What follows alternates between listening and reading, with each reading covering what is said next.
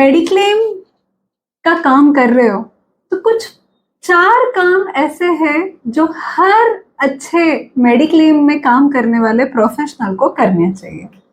पहला, अगर आप किसी भी प्रोडक्ट की ट्रेनिंग में बैठे हो तो आप उसको डिटेल में सीखो, बट प्रोडक्ट ट्रेनिंग के बाद घर आके उसका ब्रोशर डाउनलोड करो, उसका बॉन्ड डाउनलोड करो और ब्रोशर और बॉन्ड के हर छोटे मोटे बारीकियां लिख के निकालो। एक बार लिखने से हमेशा के लिए वो याद रह जाता है। कई बार ये भी देखा गया है कि ब्रोशर में जो लिखा हुआ है उससे कई डीप इंफॉर्मेशन बॉन्ड में लिखी होती है। बॉन्ड में डीपली लिखा होता है टर्म्स एंड कंडीशन।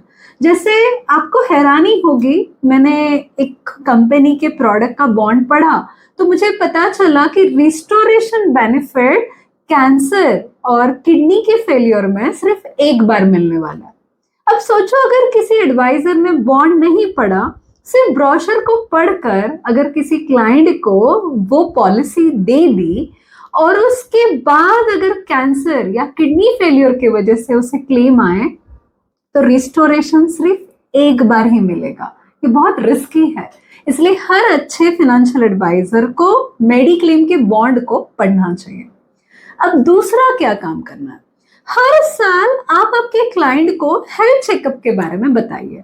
अगर उन्होंने क्लेम नहीं किया है तो मेजॉरिटी पॉलिसी में health checkup free of cost मिलता है, एक लिमिट अमाउंट के तौर पे। पर अगर कई ऐसे प्लान हैं जिसमें आप क्लेम करो ना करो फिर भी हेल्थ चेकअप मिलता है, ऐसा देखा गया है कि जितने भी मेडिक्लेम के क्लाइंट है वो हेल्थ चेकअप जो फ्री में मिल रहा है वो कराते ही नहीं है। इनफैक्ट उनको पता भी नहीं है वो कराते कैसे। ये एक बहुत अच्छी वैल्यू एडेड सर्विस है, अगर आप आपके क्लाइंट को ऑफर करोगे तो इससे आपके और उनके रिलेशनशिप भी स्टैब्लिश हो जाएंगे। और दूसरा, उन्हें ये एहसास होगा कि आप सिर्फ कमीशन के लिए काम करने वाले एडवाइजर नहीं हो, तो ट्रू सेंस में एक अच्छे फाइनेंशियल प्रोफेशनल हो। तीसरा क्या काम करना चाहिए, तीसरा, आपने अगर किसी भी क्लाइंट को कोई भी प्रोडक्ट अगर दिया है और उन्होंने आपसे खरीदा है तो आप उसके वेटिंग पीरियड, उसमें क्या कवरेज मिलेगा, स्पेसिफाइड जो डिजीज कवर नहीं होती है उसकी लिस्ट, उसके बाद उसके क्लेम की प्रोसेस क्या रहेगी, ये सब आप प्लीज आपके क्लाइंट के जो रजिस्टर्ड मेल आईडी है उसको आपकी तरफ से एक बार दे दो। ऐसा भी देखा गया है कि कई बार आपने वेटिंग पीरियड समझाया होगा पर क्लाइंट भूल जाते हैं और वो 1 महीने के बाद या जस्ट विद इन 1 ईयर आते हैं और कुछ ऐसे क्लेम डिमांड करते हैं जो शायद मेडिक्लेम में कवर नहीं थे और आपके पास कुछ प्रूफ भी नहीं होता कि आपने उनको बताया था। तो अगर आपने पॉलिसी देने के बाद तुरंत अगर इसको मेल पे ड्राफ्ट करके डाल दिया है तो आप उन्हें वो बता सकते हो कि आपको मैंने बताया था बट अभी आपको याद नहीं है, ये देखो प्रूफ कि मैंने आपको मेल पे डाला है इस तारीख को। और इससे आपके और उनके रिलेशनशिप और हेल्दी होंगे और शायद वो भूल गए, इसका एहसास उन्हें विद प्रूफ पता चलेगा। तो ये हर एडवाइजर को करना चाहिए। हर पॉलिसी के बाद में आप उनका डिटेल वेटिंग पीरियड, क्या कवर नहीं होगा, स्पेसिफाइड डिजीज की लिस्ट हर क्लाइंट को मेल पे डाल दो। It's good for you and long term relationship with your client.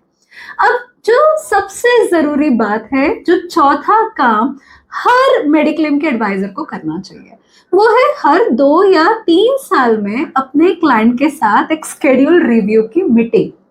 आप मुझे बताइए, सिर्फ 5 लाख या 3 लाख का सम एश्योर्ड अगर हमने किसी भी इंसान को दिया है, किसी की फैमिली को दिया है और सालों साल तक अगर उसी पॉलिसी को वो क्लाइंट अगर रिन्यू कर रहे हैं और दूसरी तरफ मेडिकल का जो कॉस्ट है वो मार्केट में इंक्रीज हो रहा है, तो क्या ट्रू सेंस में हमने उन्हें सम एश्योर्ड देके प्रोटेक्ट किया है? तो हमें हर 2 या 3 साल में उनके साथ बैठना चाहिए।